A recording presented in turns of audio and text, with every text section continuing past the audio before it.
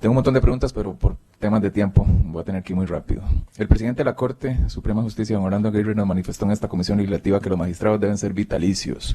¿Considera usted que su cargo también debería ser vitalicio, sí o no? Este es un tema de mucha discusión y en muchas oportunidades hemos señalado, porque tal vez no es de sí ni de no. Dependiendo del país y del sistema jurídico que se tiene, hay diferentes formas de elección.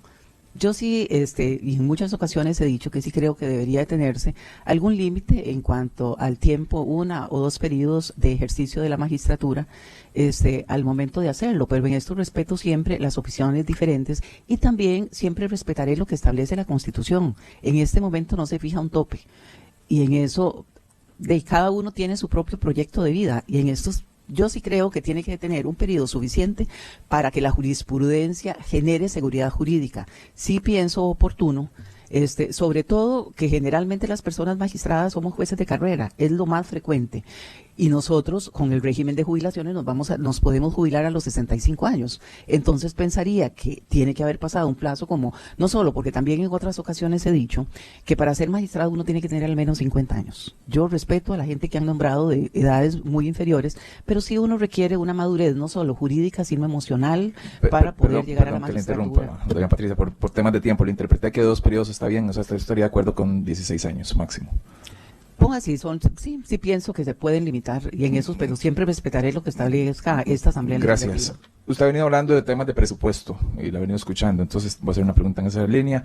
El presupuesto del Poder Judicial para el año 2026 asciende a 532.837 millones de colones y cerca del 80% se destina a planilla. ¿Cuánto representa hoy los pluses salariales, dedicación exclusiva, prohibición, anualidades y más incentivos sobre ese total de esa planilla? ¿Y qué medidas específicas de contención salarial ha adoptado la Corte, comparables con lo que rigen para el resto del sector público bajo la ley 9635? Si tuviera ese dato. No le puedo decir porque sí hay un tema en discusión, y yo en muchas ocasiones en Corte lo he dicho. Cuando vino la ley 9635 de fortalecimiento de las finanzas públicas, ¿qué dijo la Sala Constitucional? Que se podía aplicar al Poder Judicial si se promulgaba con 38 votos. La ley no se promulgó con 38 votos, ergo, no debería aplicar al Poder Judicial. Posteriormente vino la Ley de Empleo Público. Sin embargo, las 2 leyes las hemos aplicado y esto ha tenido un efecto.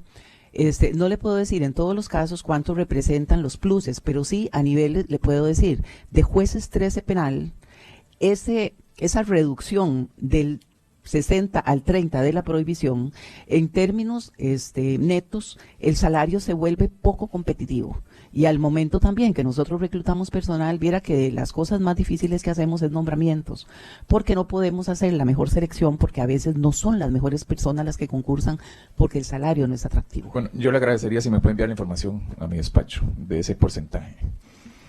Con todo gusto. Bien, siguiente, doña Patricia, como usted sabrá, yo soy un estafado más del sistema financiero corrupto en este país, al igual que más de 145.000 costarricenses estafados también, por casos de todos conocidos como Aldesa, BCR, Safi, Copa Servidores, etcétera.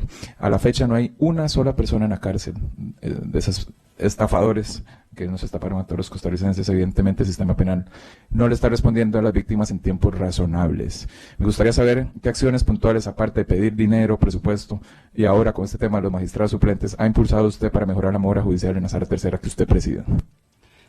Yo coordino a nivel del Poder Judicial lo que se llama el rediseño del modelo penal. Eso inició en el año 2017 y básicamente nosotros hacemos un estudio de todos los despachos y entonces vemos cuál es la capacidad instalada que tenemos de respuesta en cada fiscalía, en las oficinas del OIJ, en cada tribunal penal, porque no solo se requiere el juez, sino se requiere el defensor y el fiscal y el personal de apoyo para dar respuesta. Pero resulta que de lo que nos entra anualmente, nosotros solo tenemos capacidad para darle respuesta al 80% de los casos. Y siempre nos va quedando un remanente del 20%. No hemos podido nombrar más personal, no tenemos salas de juicio adecuadas a veces para poder hacer las audiencias en este momento, y en estos días inicia la audiencia preliminar de Aldesa.